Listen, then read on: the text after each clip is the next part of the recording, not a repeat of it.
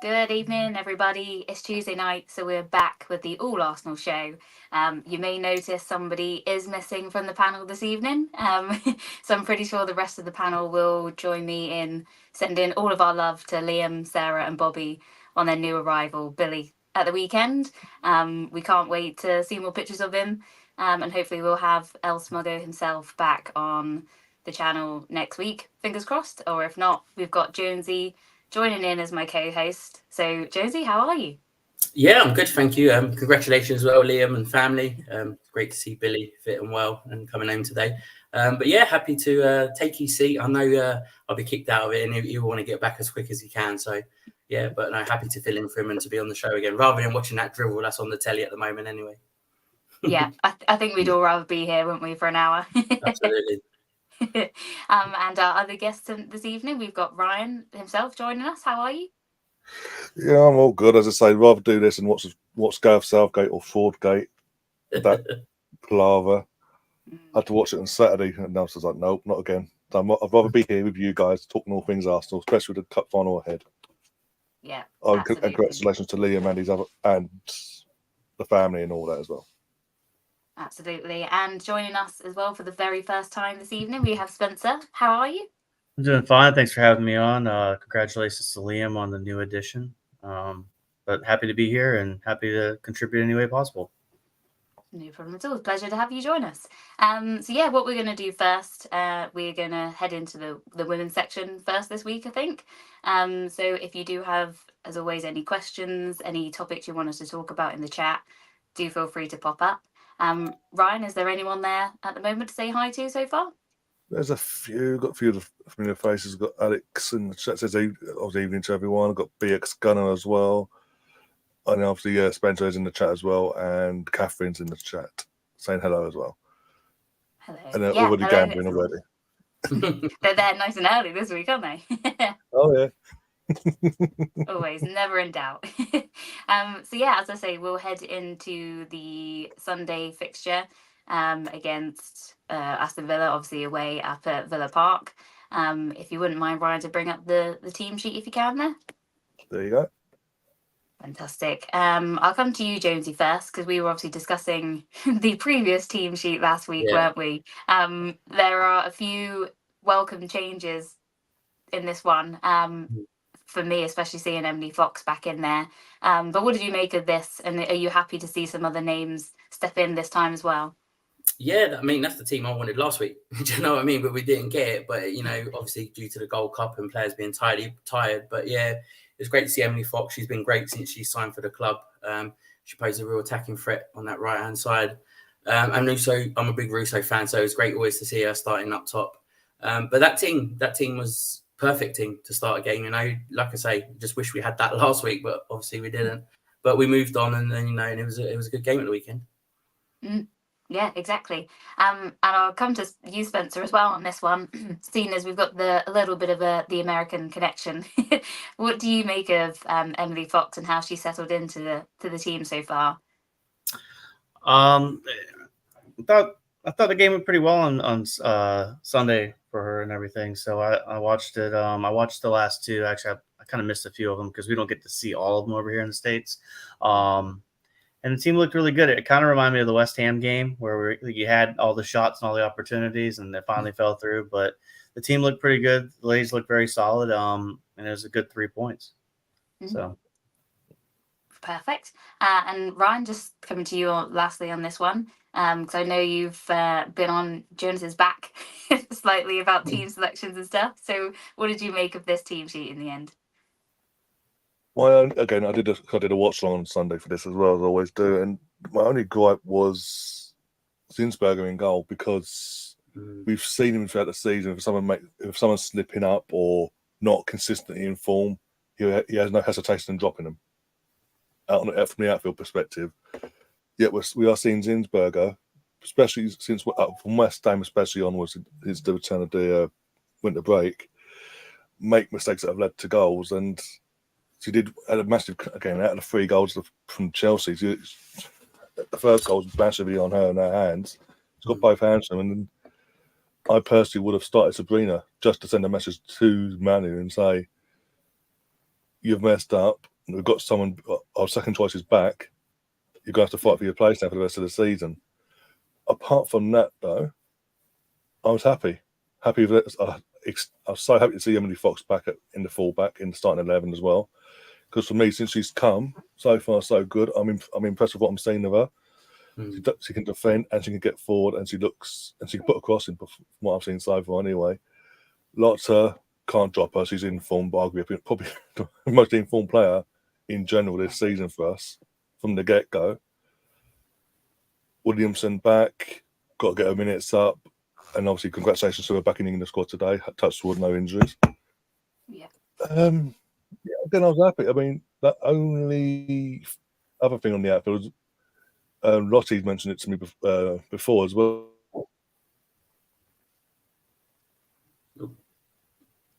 Cut off, yeah. Hopefully When Marnham and Russo, they don't, because Russo's still new, she's learning. They're not built down to that connection yet, where Stina has with Frida, but because we haven't got the options of Viv, it's kind of a forced move. But I can't complain because the girls got the job done. My one surprise from the outfield perspective was Caitlin Ford being dropped to the bench. Again, we're talking about going back to Manu, but based on her form, and Chloe's put out on the left-hand side instead. But again, it was a good enough 11 either way to do a job, though they did make hard work of it at the start anyway. Yeah, exactly. Particularly in the first half, wasn't it? It was pretty painful to watch, I thought. And then again, they got in quite easily and tucked away a pretty simple finish to take it to 1-0 before half time. What did you make of the whole scenario leading up to that goal? I'll go to you, Ryan. Oh, for me, frustration. Because it's the ball watching defending that does me, because it's not like we're on our knees defensively. We've got, as I was saying, Lotte, Leah's back, Emily Fox, Katie's back there as well. It wasn't like it was rookies, and it was just ball watching. There's no need. There was no awareness of their surroundings. Hence why, when the ball's being played, pulled back to, I can't remember the name now, but what the bit of play that scored against us. She was open and free to go, basically. Yeah. And it was frustrating. And again, another thing about Manu, someone needs to tell her she can use her hands, because she has a habit of putting throwing her legs to the ball instead of using her hands, and that frustrates me as well. But it was frustrating because that's the only thing they did in that half of any substance, and they scored from it. Whereas we were plugging away, and I wouldn't mind, but we had played against this tactic via Villa in the semi-final, and we cracked it down within minutes. And at half time in the cup, it was 4-0? Yeah. It was just so frustrating to see us struggle with the same tactic this time round, and then switch off for that moment and give them something which they realistically, from the attacking sense, didn't deserve. Yeah. And Jonesy, just touching on that as well, do you think some of the first half performance was a bit of a lingering feeling from the game the weekend before? Yeah, I was going to mention it. It might have been a hangover from the bridge. But you can see that's been our problem all season, conceding goals like that. It's just been sloppy defending at the back, ball watching. And I agree with Ryan there. Zinsberger, she seems to want to save all the time with her feet rather than her hands. I mean, she made some saves against Chelsea with her feet, and they proved, kept the score quite down. But she needs to use her hands. But yeah, there was a lingering effect over the team. You could sense it as well, even though we were so dominant. I mean, what was it, 37 shots in total? I think 13 on target. It just seemed like we needed a goal to kickstart us into it. But obviously, they got it first before half time. And then I'd like to know what was said at half time, because, we come out as well, even better in the second half, just peppering their goal until we got that the first goal back anyway. Yeah, exactly. And just finally on the team sheet, Spencer, what did you make of the fact that Stina Blackstenius had been dropped again? He seems to be rotating Russo and Stina at the moment and not really playing them together like we all want him to. So what did you make of that? So I think my take on it is more of, after last week's, I guess you could call it debacle at the bridge, you're just trying to rotate things and try to make something work, right? Because the first 30 minutes against Chelsea last week, it looked like two different teams, like two different levels of a team. So at the end of the day, I mean, the rotation is the key. You try to do anything. You see it on the men's side, right? Make rotation and you try to find your goal somewhere. And yeah, the first goal that was given up by the Arsenal women, I mean, just too much space. Let the forward, too much space in the box, and you can't be ball watching back there. You have to be alive. You have to anticipate, and you got caught off guard, and they punished you for it. And like Jonesy said, 37 shots. That's a lot. 13 on target, and it was really 100% against the run of play. Yeah, absolutely. And just going into that first goal, I thought it was really well worked by Leslie Russo. Not the best shot in the world, to be fair, but did enough in order for their keeper to sort of pan it back out to, I think it was around the penalty area, just slightly back out from that. And Palova with quite a good shot to volley it in. Ryan, what did you make of the first goal? Can you hear me? You're on mute, mate. Sorry about that. No, I was saying, no, what I saw from the build up from the second half on to the build up from the first, the equaliser, the first 10 minutes, it was coming. The girls came out of a purpose in the second half and looked to have a bit more intent in the attack, and the goal was coming. It was just a matter of who was going to get it, basically.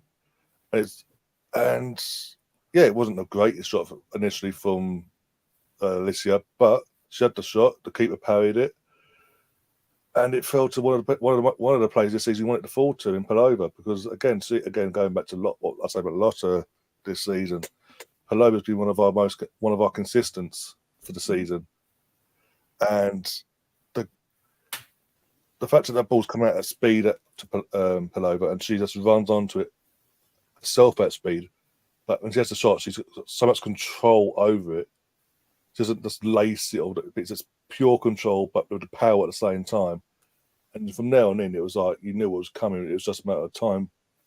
But we did deserve the glass relief. My main emotion was relief because, as I say, even though we were coming out with a bit more purpose in that second half, you knew the longer that it stayed 1-0, kept attacking.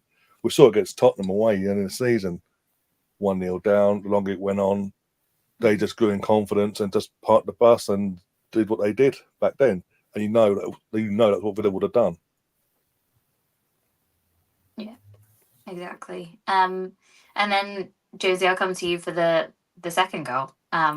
A beauty of a ball from Alessia Russo.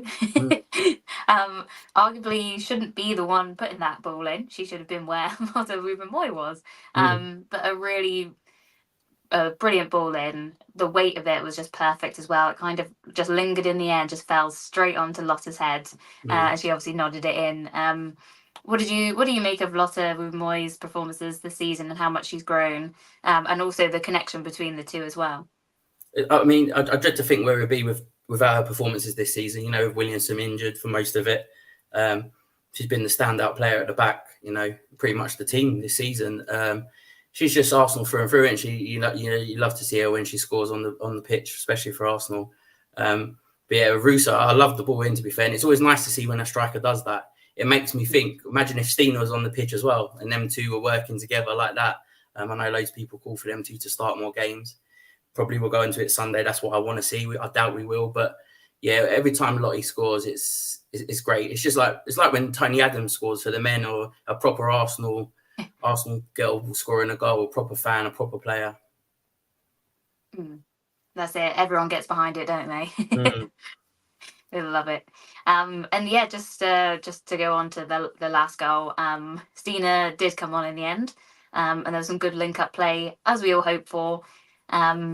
In that, but her goal was quite peculiar, I thought. If anyone was going to score a goal like that, I think it would be her.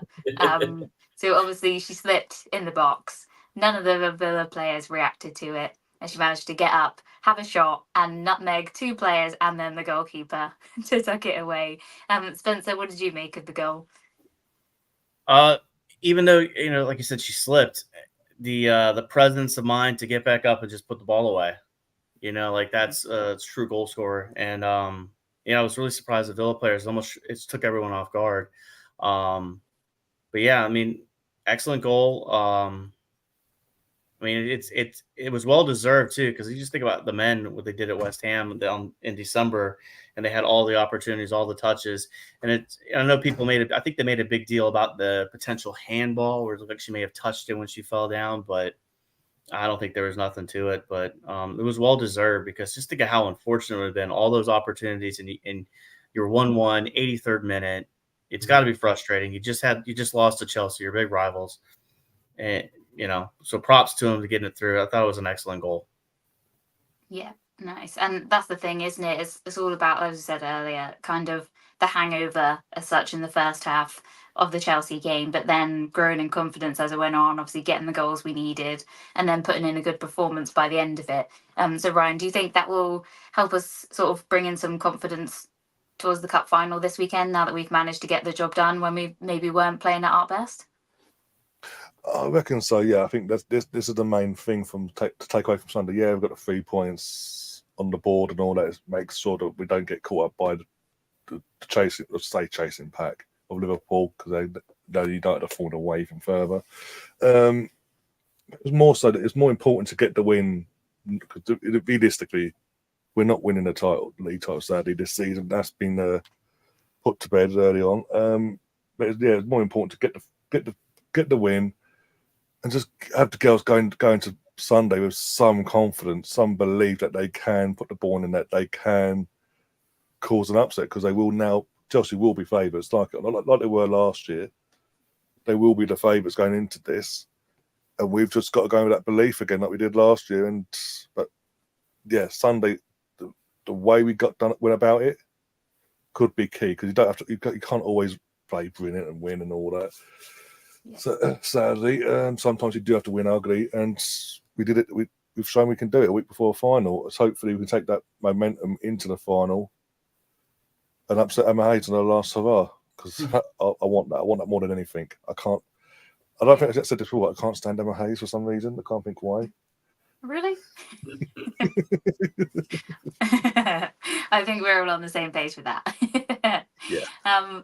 So yeah, that to be fair, pretty much covers up the Villa game. Really, I think it's good to have a good section to talk about the cup final, as we started it there. So Conti Cup final Sunday at 3:00. Gonna miss some of the Man City game because I will be in the stadium, very thankfully. There's a little group of us going on Sunday, so of course I will take lots of pictures and have them on for the show next week as well. But Jonesy, what are your thoughts going into this? And obviously we've won it last year in a game against Chelsea that maybe in the first half didn't look like we were going to get anything from it at all. Of course, we won 2-1 in the end. Stina equalised. I think it was just before half time, if I'm right. And obviously we went on to win it again. So do you think we're going to take some confidence from that game? Not maybe our form at the moment and our recent game with Chelsea, but more so that we've been in this position last year and got the job done, and we can again. Yeah, I mean, you always got to look at last year and how we've done it. To be honest with you guys here, I'm quite worried for Sunday. I'm not as confident as I think I am with the other game that's happening on Sunday as well. I just think because it's Chelsea's and Emma Hayes' last hurrah, they're going to be a bit more, I wouldn't say up for it because it's a cup final, so both teams should be up for it anyway, but I just think they're going to have that bit about it, after losing last year's final as well. They'll want to right the wrongs of that. If we do win it, it's going to have to be something like a dogged performance, like we've done against Villa and, in other games where we've grind out these results. A 1-0 win is what I'm hoping for. It's what my heart wants, but my head is telling me Chelsea win, and I know that sounds horrible to say it, but I hope they prove me wrong. And there's double celebrations on Sunday evening. Yeah, I mean, the build up to Sunday, you can already feel it. I don't know if you guys are also just needing it to be Sunday, but the fact that we have a cup final just before basically another cup final at 4:30 is it's going to be a long day to 3 o'clock on Sunday, isn't it? But Spencer, what are your thoughts heading into this cup final? Do you think that we'll be able to get over the line, or do you think it's going to be one of those where maybe the occasion might get to some of our players again? If they play like they did the first half of the Chelsea game, they could be a long night. But if they play the way they did in the second half of the Chelsea game and finish strong, you got the one goal, and then take into the way you played at Villa, and of course you guys mentioned the lineup. This is a lineup that you think might have a little bit more success. You just never know. It's any day. It's anybody's team. I think Chelsea are a little bit better than Arsenal's women. I know we hate to say that out loud, but there's a good shot. I mean, it's a cup final. Anything can happen. You don't worry about what happened last Friday. Go in there, clear mind, clear hearts. I do want to, the travel issues that the women had going to Birmingham on Sunday potentially could make you a little bit uneasy. Maybe stay in a hotel the night before, do something to get their minds ready for the game, and then go for it. Because it seems like the last two games there's been kit issues and the bus issues, so it takes these professionals off of their game, right? So it gets them not in the way they need to be mentally. Forget who you're playing and just play the game. But I think the women got a legitimate shot on Sunday. I really do. So hopefully we're celebrating 2 victories, a cup final and a win over City. So. Yeah, with you on that. A comment there from Catherine just saying we need to play like we played Chelsea first. That's obviously at the Emirates Stadium where we pretty much battered them in the first half. I completely agree. That game, I was there. It was not the Arsenal-Chelsea game any of us have ever been used to be fair. We challenged them in every aspect of the game and just made them look like they weren't Chelsea at all. So Ryan, do you think that comment is also fair, and that's the sort of, we know that we can beat this Chelsea team, but we've got to be up for it on the day. Yeah, I think that's the thing that's given me some hope in terms of looking towards Sunday, because we have beaten this season with this team for this season in terms of the Emirates, and just going back to the Emirates game as well. It's like going into that game, I was at the Emirates and the attendance and all that, the figures at the time, but tactically, Jonas and the team got it spot on. Straight from the off, they got in Emma Hayes' girls' faces. Didn't let them play their play. We wanted to play. We asserted ourselves from the get-go, and we didn't let slip at once. If we can go with that game plan, that's half. I think we can get them. We've shown we can get them. We can beat them. It's just about tactically getting it spot on, and I think the game plan needs to be along the lines of what we did at the Emirates. I don't know what Jonas's mindset was the other week, especially when he thought it was going wrong and didn't change that. But just think positive, take the positives from the first game. Also look at the negatives from the last one out as well, so you don't make them same mistakes. But mainly focus on the one that we did embarrass them. To the point where Emma Hayes was fuming at half time, making 3 subs. Yeah. Get that reaction, because another thing that could go in our favour is this Emma Hayes Swan Song farewell tour and all that. Is the players, as you say, like you mentioned, they might want to give that bit extra because it's Emma Hayes' last League Cup final. She's lost the last 2. Was it the last 2? The last 4. This is the 5th one in a row. They want the ones that were here last, they want to right the wrong, and this, that, and the other. So the emotion could come into it as well from their perspective. Too much, but if that is the case, we've got to be on it and capitalise on that and punish them like we did last year. Because going back to last year, we were in the first minute we were 1-0 down, and then we was all thinking, "Oh, here we go, fans. Okay, put yourselves in. That's what's going to be today." But the girls, and even in that game, take the positives from that game, the tactics that you use from that as well, in the sense of you went 1-0 down. So people were writing you off before and put it at that point as well. But you assert yourselves after 5 minutes and make sure you're playing your brand of football, not their brand of football. And look what we did to them. The game was over by half time in the end. So there's slight things that I can see that we can. Jonas has shown me, not just obviously last year's cup final, but this season as well, where he can outwit Emma Hayes on his day. I'm just hoping Sunday's one of them days because it's our trophy. I want to defend it. Yeah, and that's the thing, isn't it? Jonesy, I'll come to you. We're the current holders. Obviously, this is the chance for a trophy this season. And you don't want to come away from that game having a season where we could have had it quite good and come away with nothing in the end. So do you think that will also be a bit of motivation as well as we said, the hangover from that game and wanting to put everything right? Because you could visibly see that Leah was very upset at the end of that game at Stamford Bridge. Yeah. And the players all came out pretty much straight away and apologised for the performance. And, you want to then see them not just say the words, but do the actions of it as well. And this will be a great chance to put that right, won't it? Yeah, absolutely. It's, like Spencer said, at the end of it is a cup final. It's one game, anything can happen in cup finals. We've seen Arsenal, they too do turn up in cup finals, and it's a chance to put them rights to wrong. Leah Williamson could be crying for different reasons on Sunday, while holding up the trophy again. It's one game, and and I know I said I'm worried, and I'm still obviously going to be hoping and cheering on the girls on Sunday, but we can do it. We really can, and it's our cup. Like Ryan said, at the end of the day, we need to defend it, win back-to-back titles, and put old Miss Smugface out of going out without a swan song. I'd love it as well. Jonas just gives her one of them in her face as well. That'd be lovely. Yeah, a nice knee slide or something like he did at a couple of seasons ago. Brilliant. His first of a game, yeah. Yeah, at the Emirates as well.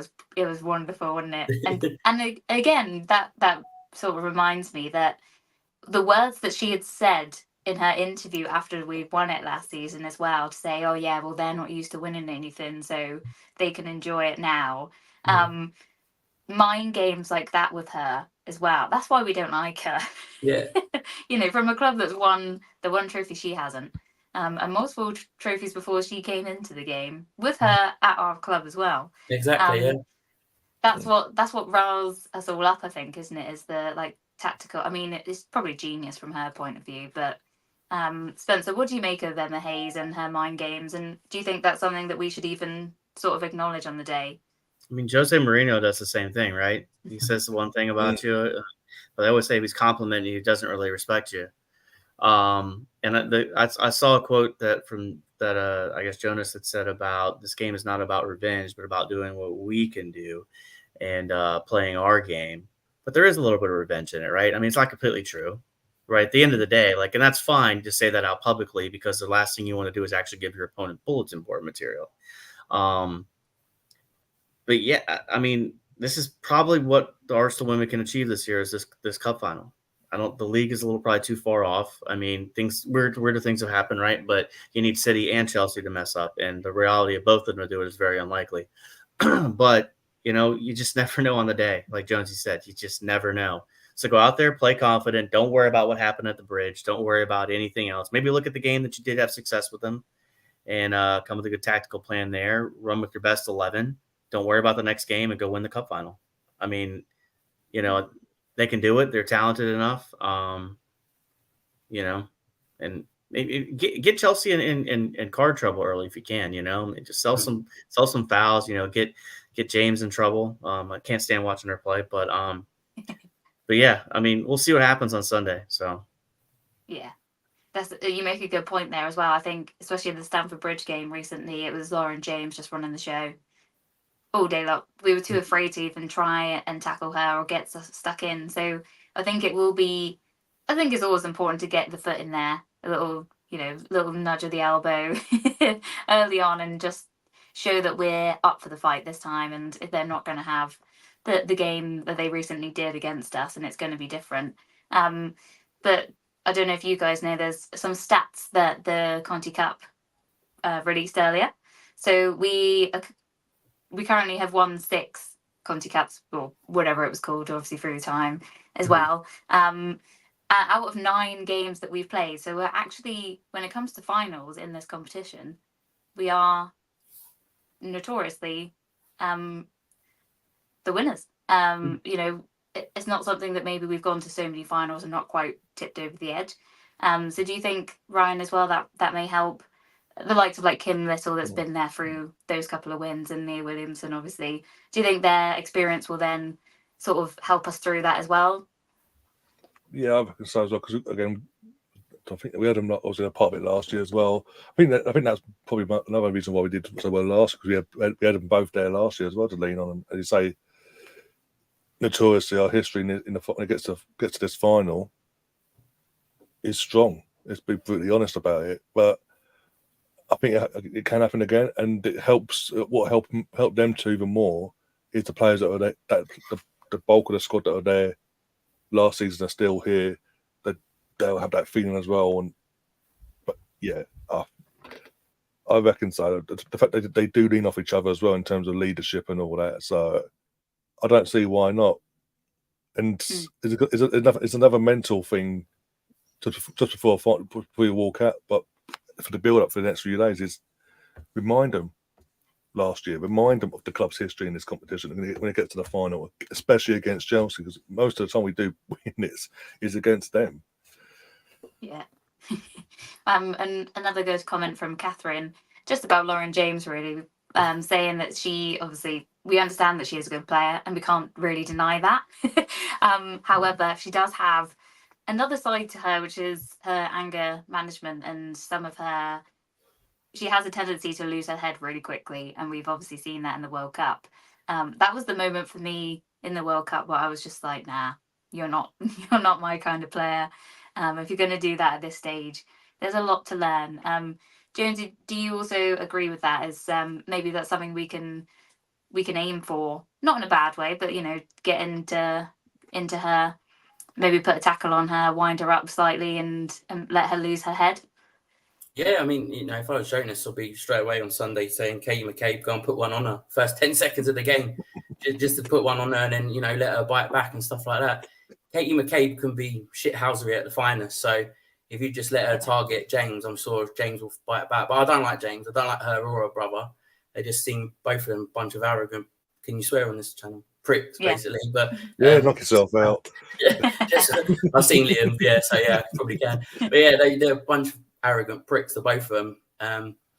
She's better than him, obviously, because she's fitter more all the time and plays. But you just want someone to rile her up. I mean, she will lose her head. She will. We've seen it, like you say, in the World Cup, and that's her game. That's a part of her game that's maybe not as world class as people like to say she is. But yeah, like you said, last time we played them, we looked scared to even challenge her or to even tackle her. I think if we do on Sunday target her, she could be seeing a red card maybe, or hopefully. Good shout. Spencer, I'll come to you on this one as well. If we're thinking about the lineup, we've obviously spoken potentially about Russo and Stina Blackstenius coming in and out. But who would be your preferred striker going on the last couple of games as well for us?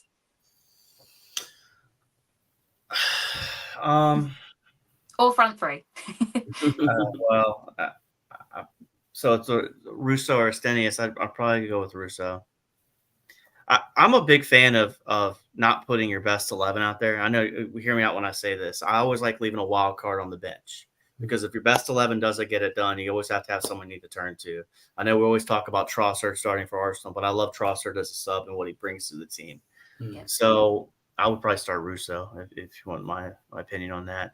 But yeah, I think close to the lineup you had a Villa.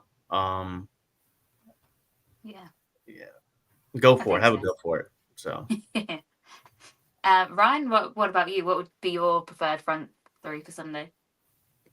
Front three, I'd go for Mead, Russo, and Kate and Ford. The three that we know of that will work. There's a good balance there. Ford last year, she'll be pumped as well, because obviously she was denied a penalty last year.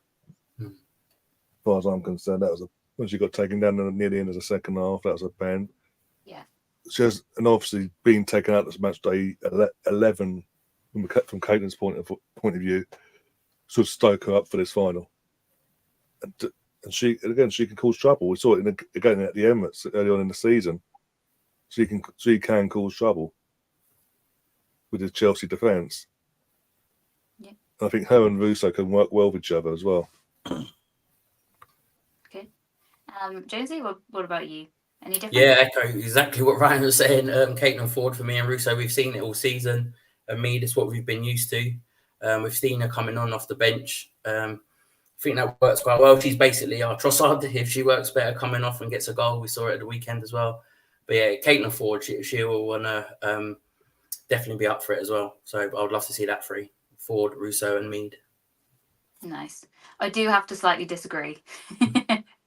I would keep Stina on the bench at the moment. I think, like what Spencer said, you having that option. She has been coming off the bench and putting in well. I know she obviously got a hat trick as well from starting, but I think we do need to have something at the moment, don't we? Someone on form at least.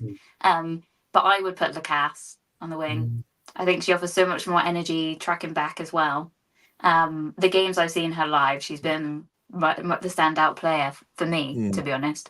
And I think sometimes Caitlin Ford has a tendency to overdo a lot of things by trying to be a bit too fancy, trying to take on an extra player or take the ball a little bit wider and sort of.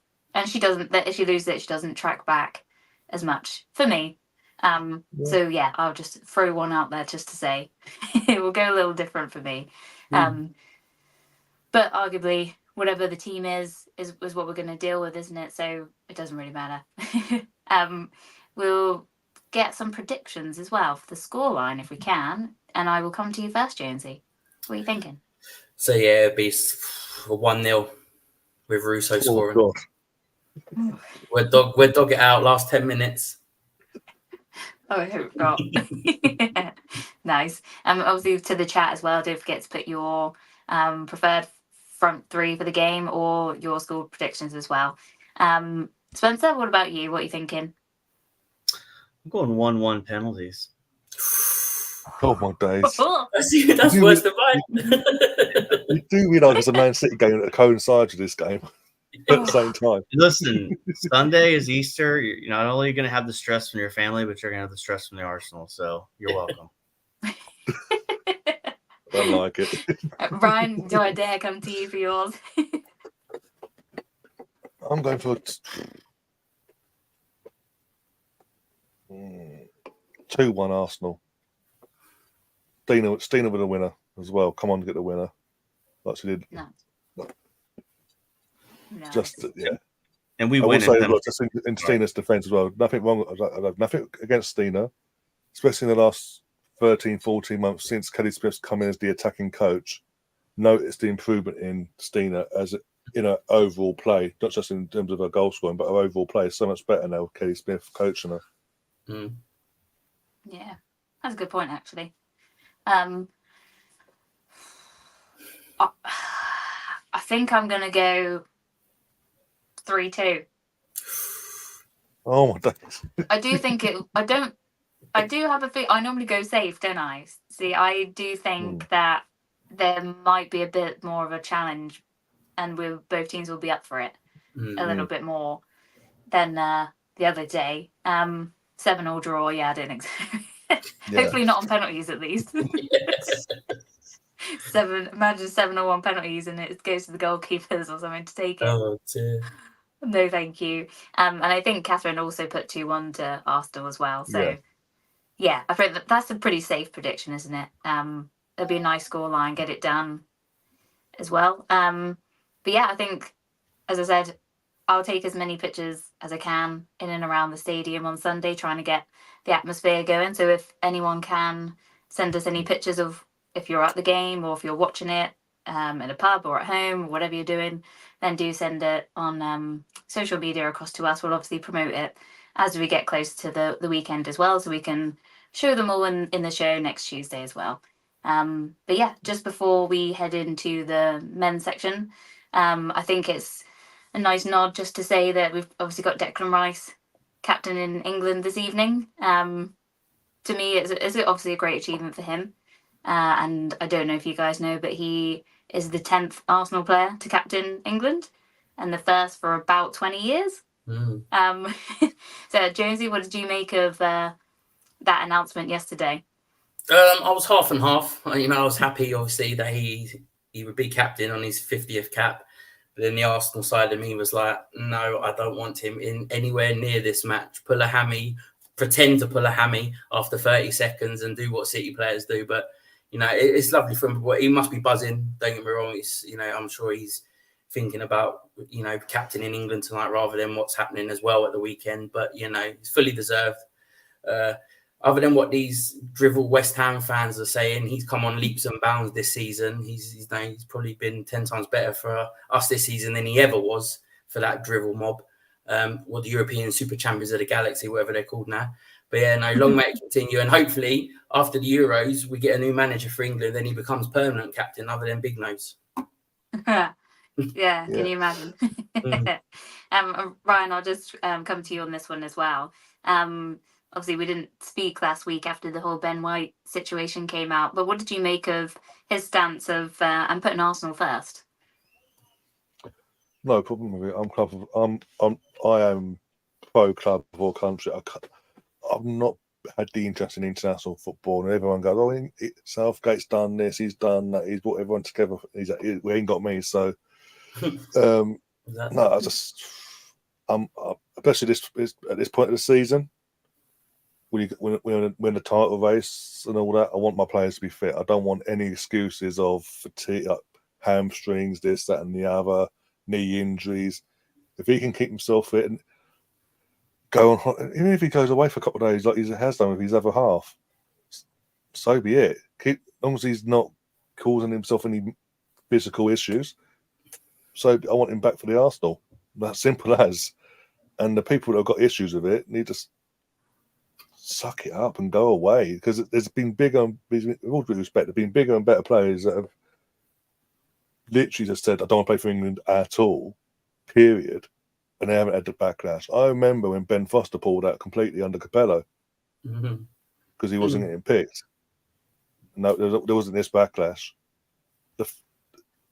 The fact that Jeff Stanning has gone after Ben White again because his missus put up photos of them on holiday playing Uno, a card game. And he's like, "What the hell are you doing? Your country needs you. You lost. Your teammates lost to Brazil." We want to look close to home, Jeff, and have a word with Mr. Holland and Mr. Southgate, and the real reason why that Ben would rather go abroad with his other half than play for his country right now. And one, it's friendlies as well. It's not; these aren't games that are meaning anything either. These are just little friendlies that we're losing, by the way. And in terms of the Declan side of things, with Jonesy, I was like, yeah, I'm happy for him because obviously he's Arsenal and all that. And like, as you say, he's the first person in God knows how long to play for Arsenal and captain the country for us. But at the same time, I wanted him to come off after half time. I just know. I mean, we're watching it now. We're 68 minutes in. He's still on the pitch. Southgate's going to man him to the ground. I'd rather he didn't, but it is what it is. But no, I've got no problem with Ben doing what he's done. And the ones that have are just either rival fans that need something to shout about in the international break, or media lovies that hate Arsenal, basically, and have an excuse to have a go at us, basically. Leave them to it, as far as I'm concerned. If come May we get over the line, either Champions League or the Premier League title, who's going to be laughing? Because I can bet my bottom dollar England ain't winning the Euros, a fraudgate in charge. That's the truth. And Spencer, just lastly on that topic as well, obviously, do you think it's now that Arsenal have obviously taken a step in communications with England about Ben White, but also to withdraw Bukayo Saka as well? Do you think now that they're also on the same page thinking, well, other clubs are doing it, so we are absolutely going to do that, and actually taking care of our players rather than let them go off, pick up these random injuries and lose out in the long run? I mean, that's the big scare of the international break. I mean, if you remember, we were trying for top 4 a couple of years ago, and Kieran Tierney tore his knee up for Scotland. And I don't even think it was a Euros game, to be honest with you. So I do like it, especially. I mean, I think me and Ryan talked before the show started. I mean, the October window I can understand a little bit, but this time of year, I mean, we're at the crust of it. We got 10 games left in the league. You got Champions Leagues at the quarterfinals. The FA Cups are at the semifinals. I mean, what are we doing international games at this point for? If you want to do them after May, okay, I get it. I know the Euros are coming on. We talk about player health and player safety, but yet we just cram the calendar with all these games. You got the Club World Cup that's starting soon. So, I'm okay with the players taking it out. And, a couple weeks, you show up to the England, you get your cap in or whatever, play for a couple minutes like Stones tonight. Maybe he's not injured. Maybe you get 10 minutes in and gets pulled off. But you said Declan Rice is still on the pitch. That makes me nervous, right? Like until all the players are back and in bubble wrap. I mean, Saliba's loss last year, his injury I think it just killed us the rest of the year. So, yeah, I do worry about, and I'm okay with what Ben White did. But I understand all sides to this. I understand people that say you should play for your country, but I also understand Ben White's decision to not do it. And I respect it. And it's his decision. It's his talent and his ability. He could go to, England played France let's say for tonight, Belgium, and could have done his knee. And now it potentially affects somebody who wants to renegotiate a contract. So I understand the person that has the talent saying no. But yeah, as far as Southgate goes, I'm American, obviously. So we just won the Nations League on Sunday, but I do worry about England as far as winning the Euros, because you have such a negative manager. There's no reason to play a double pivot with all the talent you have in midfield and the forwards. So, but yeah, congratulations to Declan. Well deserved, well earned, and come back in one piece. Definitely. We could all agree on that. So yeah, we'll just head into obviously the big one on Sunday. It's not really worth thinking about at the moment, is it? I don't know if you guys are the same. We kind of spoke on off air beforehand of how we're feeling building up to it. But Jonesy, how much? Obviously, this is arguably the biggest fixture of the season, really, isn't it? And at such a stage where we've had this time off as well. What do you think we'll be feeling going into this game on Sunday afternoon as fans? As fans, I'll probably spend half the morning in the toilet. But no, we will probably we'll be nervous. It's a double cup final, isn't it? Sunday. It's 2 cup finals, and this one is obviously a big one, especially for the men's side of the game, and us showing what we can do this season and taking a leap hold of this league title that we so longingly want. If we're to win the league, I think we need to win on Sunday. We need to get the 3 points. I think a draw is good. Don't get me wrong, I won't turn my nose up at a draw at City, and no team I don't think will ever do that, or any fan would. It'd just be stupid. But if we get that win on Sunday, I think it can propel us into the rest of these games this season with confidence and knowing full well that we can go to anywhere and win. I'm not worried about going to Spurs, be that whatever you lot may think, but I'm not worried about them. I'm not worried about United, to be fair. This is the game for me that I feel if we can do it, I'm not going to say we've got one hand on the cup. I would never say that, but we would have our little finger on the cup if we can win on Sunday. Yeah. And Spencer, what are your plans for the game on Sunday? Are you going to be sort of out and about watching it? Are you watching it at home? All right. So got church on Sunday. So 9 a.m. church service. So I'm 4 hours, really 5 hours behind you guys on Sunday. So 9 a.m. service, be home by 10:30, a nervous wreck until about 1:30, and then go hang out with the family. So I'm going to try to figure out a way to watch all the games and everything. I'm going to be nervous wreck. And this is a 6-point game, right? Yeah. If you win, so look, your goal difference is already the best in the league. Got that taken care of. So if there's a tie, you're already up there. You're 1 point above City right now. All of a sudden now that gives you a little leeway if you can get this win. I do agree with Jonesy. You have to get a result here. You haven't won, I think, since 2015 at the Etihad. And you've gotten some good beatings there too. Last year was especially one of them. A lot of these guys they remember it. So I'm going to be nervous. I'm going to be honest with you guys. I've been thinking about it all week. I've been thinking about it since the international break, since our last game. And I'm going to be a nervous wreck. I know Porto has definitely held my nerves with the penalty shootout, but I think this is going to be 10 times worse. So hopefully I'll be still alive after the game. But looking forward to it. This is the big games we wanted, right? This is where we wanted to be. So this is if you want to be the best club in England, you have to win this game. And you've already done it twice this year. You did it on a neutral site, and you did it at home. So do the trifecta and get the third one. Yeah, exactly. And Ryan, what are your plans for the games on Sunday? Are you watching it live? Yeah, I'm watching both live, but one stream, but 2 games in one. I'm literally going to be a nervous wreck as well because it's, as I say, it's cup final in terms of the actual cup final, and you've got literally a event as the second half gets underway for, I think now, 3 o'clock.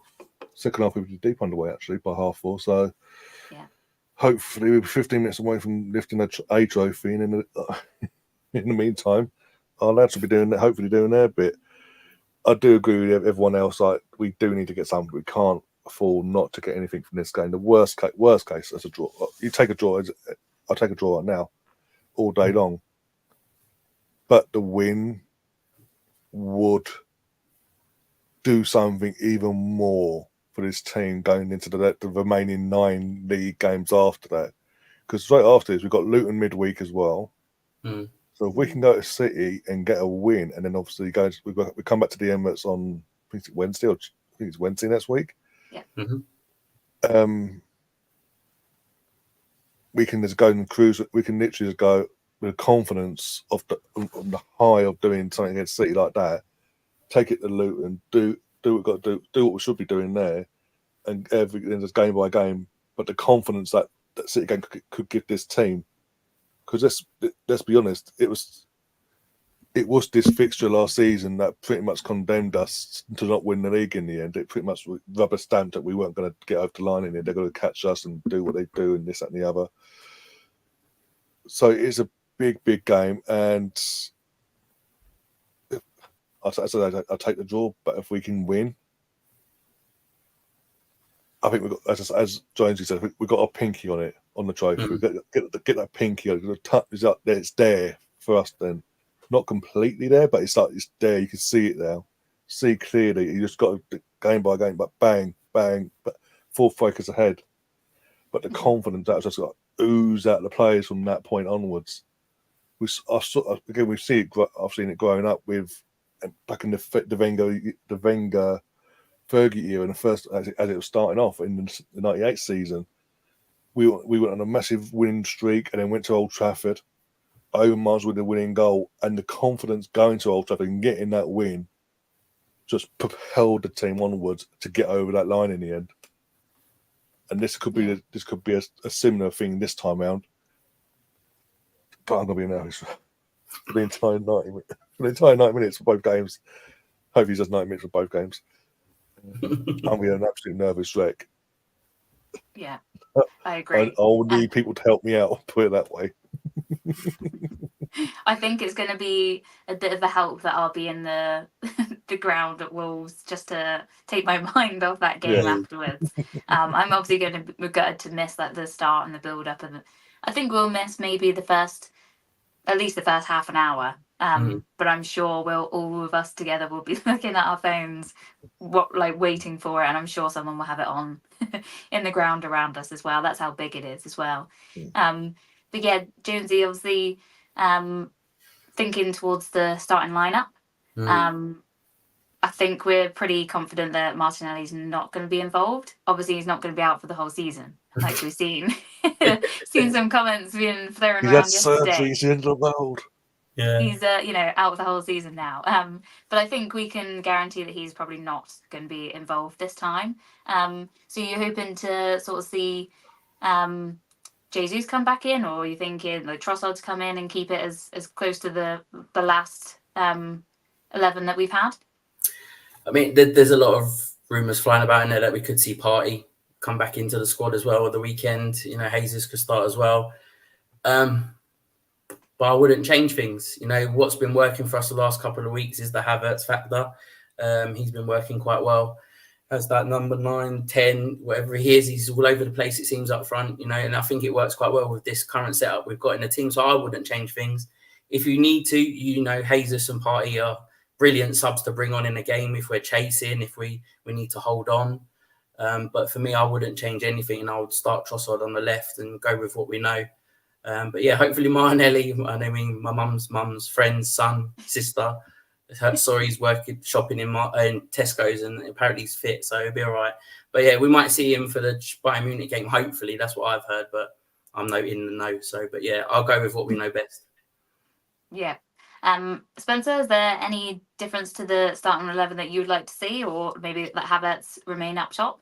Ryan will attest on probably Havertz's top fan. So, yeah, I'm keeping Havertz up at my striker, but I'm going to go with something bold here. I'm going to start Jesus at the left wing and Saka at the right wing. Leave Trossard on the bench. Jorginho as the 8. I mean, as a 6. Rice as an 8, and Odegaard, of course, and then Kivior, Saliba, Gabriel, Ben White, with Partey making an appearance and Tomiyasu making an appearance, kind of like we did at the return fixture in October.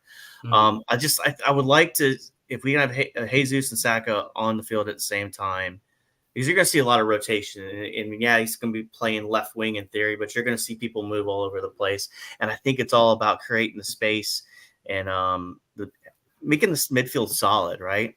Because Jorginho and Partey and Odegaard together make our midfield, I think, probably the best midfield right now that we have. Obviously, you got Luton this week, so you could go super strong and rotate for Luton, but that's what I would like to see. I know it's a little bold, but I love to have Trossard. Like I said earlier, I like him to have as that joker I can throw on there at the 60th minute and get me a goal. So, yeah, that's fair enough. Ryan, anything different? No, for me, no. As I say, Martin is not available. I'll be completely happy with seeing Jesus down that left-hand side. Havertz as the full sign as striker. Saka, and yeah, I'm happy with what he's that lineup. I wouldn't change anything really. Tomiyasu. This is a game too early for Tomiyasu and Partey anyway, because they haven't, apart from the friendlies, they've been playing behind closed doors.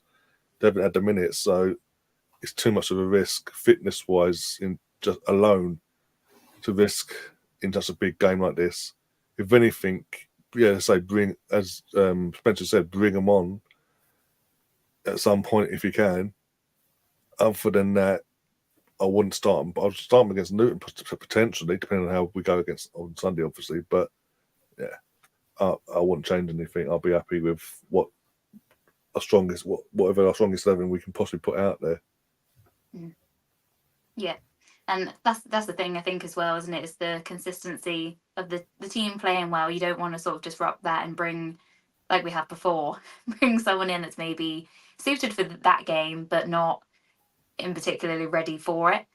So we don't want to give any weakness out, do we? And as well, Jonesy, we've like Jorginho in the midfield role as well. I think he definitely deserves it, doesn't he, from his performances recently? Yeah, I mean, he's the player, that was winning Champions Leagues for Chelsea and Euros for Italy. He seems to be back to his best, and it's the best I've seen him, obviously, in a long time in the Premier League. And I think he's enjoying his time at Arsenal, to be fair. To be fair, though, anyone, I think, coming from Chelsea would enjoy their time away from that club.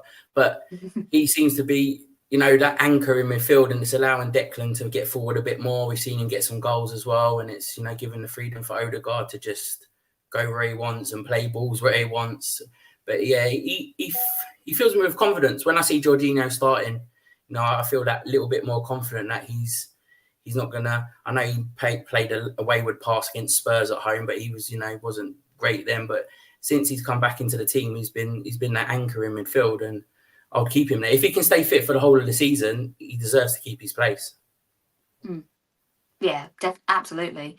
And just thinking about the sort of the build up to this fixture, Spencer, we've talked about the confidence that it can give us going forward. But do you think it's also externally could be something that people then actually start to understand that our team isn't the Arsenal that we have previously known, and we are deserving? Because I think even now some pundits and whatever are still pretty negative towards us, and that we don't really deserve to be where we are. So do you think that will also help in their aspect to change their mind that we are actually serious about this and I don't. We're not going to fall apart. I really don't, because I think they're going to only give you the credit till you do it. And the only thing I want to bring up, because I know we've talked about, Man City, and if we beat them on Sunday, put our fingers on the trophy, but we're still tied with Liverpool. They're still there. And Liverpool are the media darling. Everybody loves Liverpool. I love them a good Liverpool story. So unfortunately, I don't, we all know it, because we can see the trajectory of this team. Like this, you could go back to 2017, 2018. I mean, Mustafi and David Luiz in the back, and all that. We can go through all the center back pairings we've had till now. The upward trajectory, like buy stock in Arsenal right now. If you're buying stock in teams, this isn't the last time we're going to be doing a trophy run with this group of team. But the media is not going to give you the credit until you do it. And then even then, once you do it, they're going to try and knock you off the perch, right? So I think deep down inside, the players know they can beat City. They've done it twice this year. But Liverpool's still there, and the media is not going to give Arsenal the credit, because they're going to expect you to bottle it again. That's going to be the joke. Talk sport, whatever, the people that don't like us. I unfortunately, no, I don't think it's going to make a difference, if I'd be honest with you. Yeah, I agree, to be fair. Just trying to throw things out there. But I think until you literally have the hands on the trophy and the season is done, no one's going to accept that we're still in for it, are they? Which is fine, but let's let them do that. The less pressure anyone puts on the team externally probably is going to help focus on it as well. But just thinking back to the game, obviously, there last season, I unfortunately was there and had to live through that game. But even for myself, obviously, that is the game for me that we have to now turn it around. Like Spencer said, we haven't won there since 2015. Which is a long time and a completely different squad for both teams at that stage. But with the game last year, obviously that's, as Ryan said, where it kind of all fell apart. But I think you can definitely see the improvements, especially in midfield with Declan Rice this year. Ryan, do you think that he'll help us sort of get over the line, because we're much more stable than we were in that position last year, and we've got a bit more fight about us than we did? Yeah, I think Jonesy and Spencer have referred to earlier, the previous two games this season, the Community Shield, and the Emirates, the game at the Emirates back in October. We've seen now, we've obviously getting Declan in both them games, the difference that we looked in them games in midfield alongside someone like Jorginho, and then eventually Partey came on for the that stages of the Emirates game. In terms of Rice himself, how much more the athleticism in the midfield looks a lot. There's a lot more in it. He covers pretty much every blade of grass, no matter what position he's been told to play, and be it the 6 or the 8, he'll cover every blade of grass. But considering he hasn't had what I think what Arteta would have preferred to have as his midfield partner in terms of Partey all season, because Partey's just been Partey this year and just gone down the toilet. In terms of his fitness, Rice just took it to, and also added in the price tag. You wouldn't know. You wouldn't know. He wouldn't know. Our most expensive signing ever, and he's coming from, with all due respect, West Ham to an upgrade, a massive upgrade, by the way. I don't care if the West Ham fans don't like it. It's a massive upgrade to come to Arsenal nowadays. Always would be. But you see the difference in our midfield when he's in it, because, as I say, he's the athleticism. He'll cover everything. He'll cover every man, left, right, and centre. And him and Jorginho have a good partnership they've built there, all things considered. I think we can gain control of this midfield a lot better than we would have done last season. That's with Partey from last season as well. I think that's going to be the midfield is going to be the key battle on Sunday, one way or the other. That's going to decide the outcome of that game, be it dull 0-0 or whatever. It's going to be one of them games where it's going to be, no one's going to want to back an eyelid, by the way, give an edge, left, right, or centre. And it's about just taking them up. We saw the Emirates, when the moment comes, if you take it or not.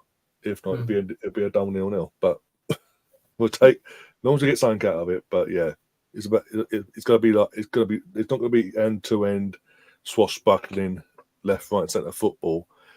There's going to be moments of it. You think, oh, here we go. But like we saw at the Emirates, and then it's just go peter out, and it'll be a full chess game again.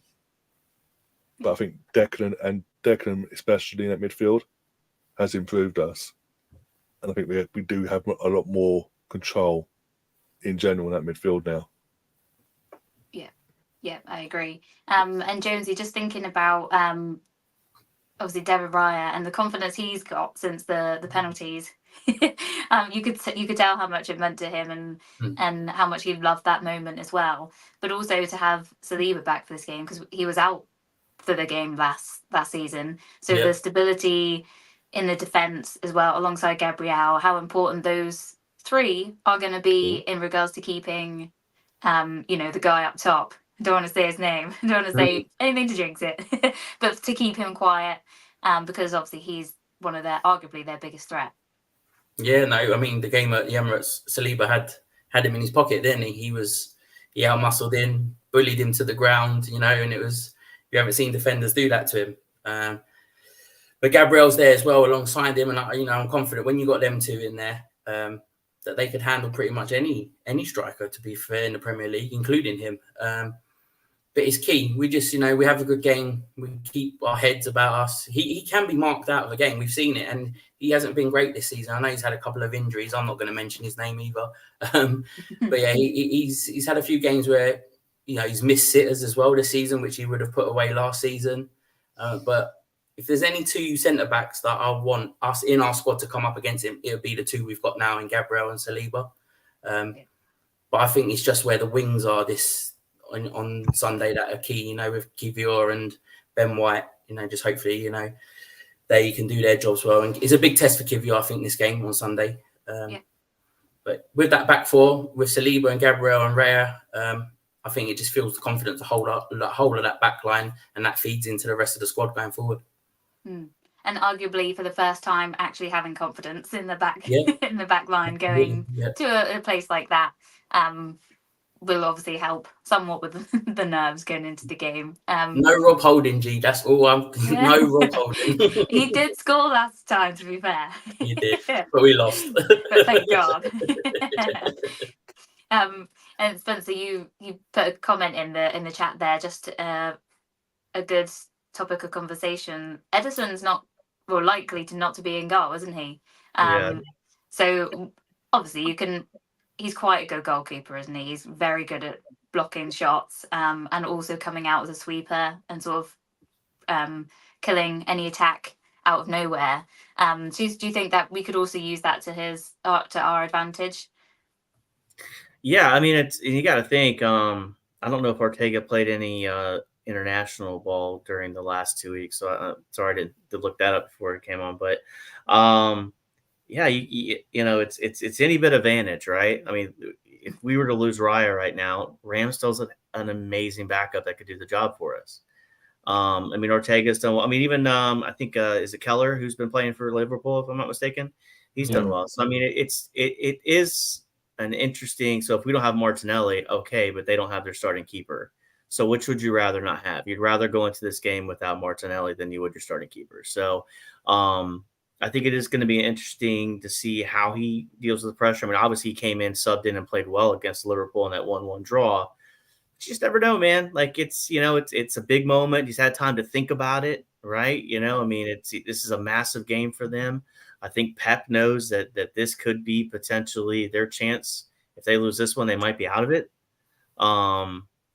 So, yeah, I think it's an interesting matchup, interesting to see. And I'm not sure if Alisson's coming back soon for Liverpool as well. But the fact that, the big thing is we're healthy and that's, I mean, outside of Martinelli, we're healthy going into this game. And this year we have options of Partey, we would have thought a year ago, we'd have been like, well, Thomas Partey no, he's a sub.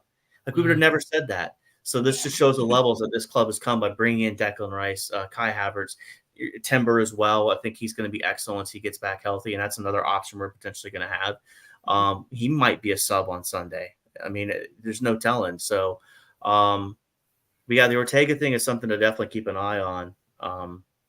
But yeah, it's the nerves, man. Even talking about it, like you said, the midfield. It's Saliba and Gabriel sitting in front of Raya back there. I mean, just the Rock of Gibraltar back there. So, yeah, let's go get them 3 points, man. Because the other fixtures, I'm just gonna bring this up. The other fixtures we have, you got Chelsea. That's gonna be a game we have to play and make up. You still got to go to Old Trafford and play United, and we still got to go to that other club in London. So we need to get the 3 points. I mean, we can't afford to slip up here.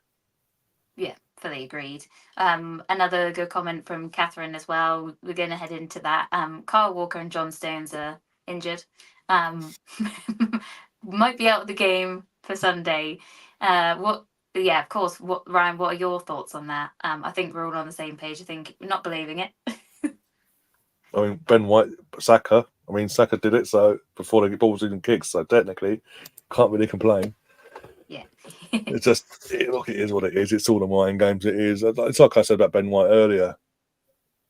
In terms of the reasons behind why I'm club for country. I'm club over country anyway, and all that side of things. But in the sense of, we're in March. I'm not a fan of international football this time of the season. We're in a title race. We need all our players. We've seen in the last couple of years, if we lose one or two players, things fall apart a bit in the running.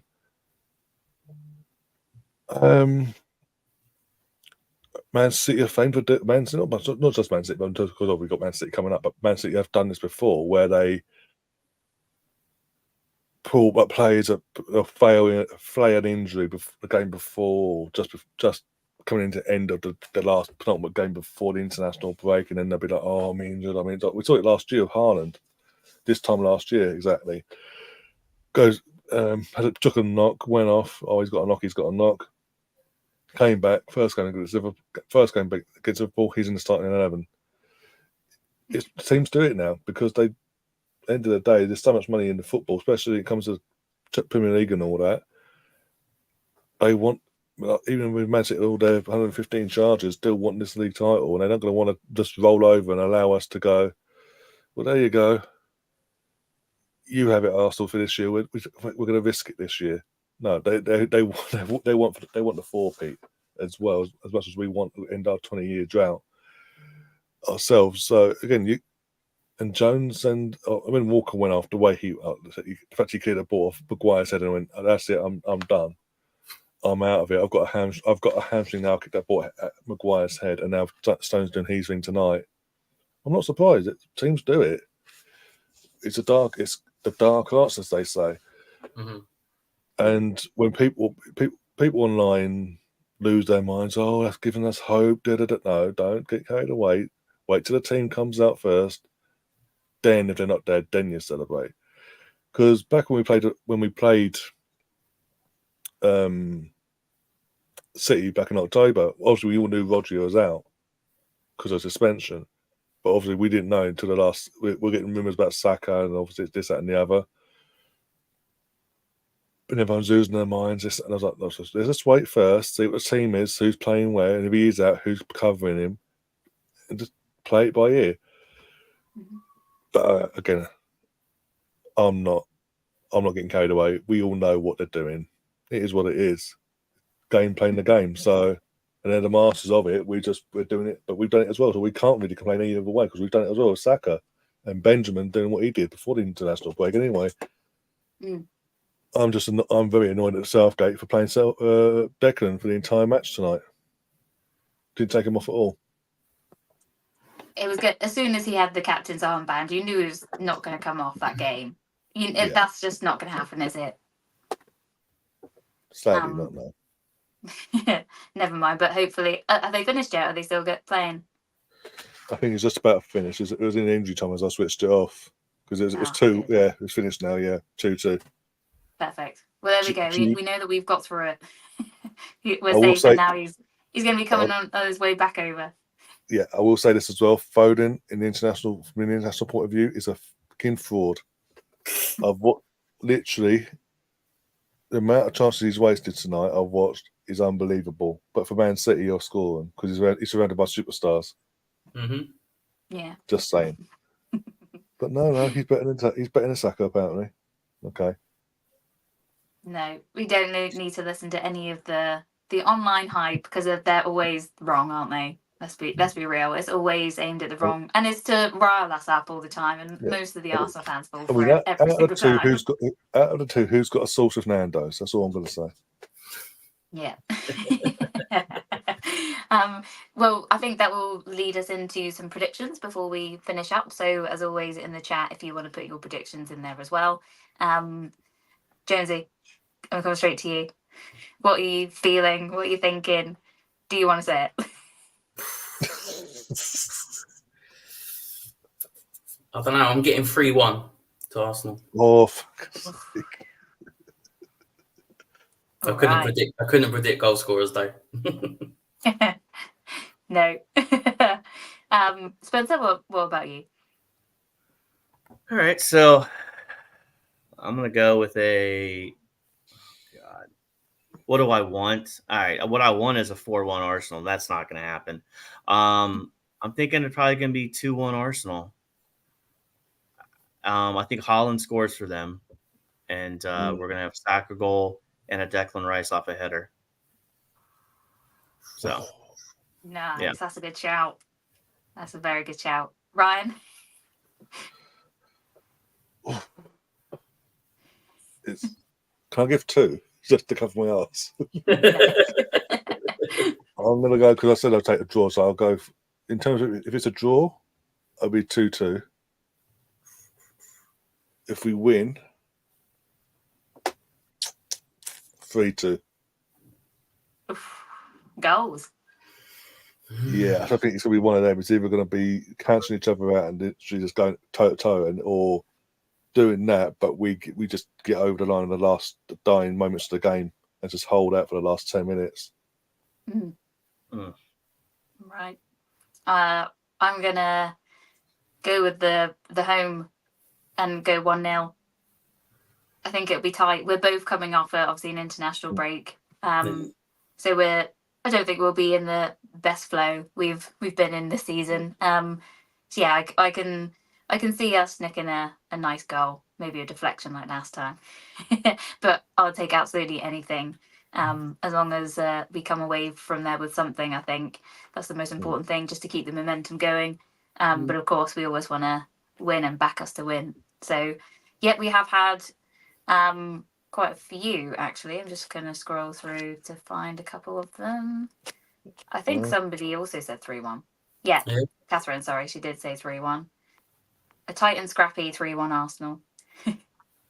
I think we've seen a draw. Someone put a draw in there. Stefan's also said can't see City losing. So and we've got the classic stupid one of 8-all. There's always one, isn't there? He's a Leeds fan, so yeah. Well, nice to watch some good football on Sunday, I suppose. It's all good. It's all good. But yeah, I think that pretty much covers off everything so far. Obviously, we haven't had a lot of matches to review so much, so we will be back next Tuesday to digest the cup final and the big one on Sunday afternoon. Josie, thanks as always for joining. No problem at all. Thank you for having me. No worries at all. And Spencer, it's lovely to have you on the panel for the first time. Thank you. Thank you. Thank you for having me. No worries at all. And Ryan, thank you as well for helping behind the scenes. We were much appreciated. Absolutely no problem. And hopefully they'll be back soon and keep up the good work as well. I'm loving the work you did both doing as well with you and Liam. Thank you. Well, hopefully he'll be back to join us either next week or the week after. I'm sure we'll see him around. Some reaction videos or some smugness flowing around. But yeah, trust me, if Arsenal win Sunday, he's back next week. There'll be a parrot picture or a cigar floating around somewhere, I'm sure. But yeah, that obviously ties it up for this evening. Thanks everyone in the chat for your comments and predictions and questions. As always, is much appreciated. So don't forget to drop the like on the video and subscribe if you haven't already. And yeah, we'll see you again next Tuesday at 8:30. Good night. Good night.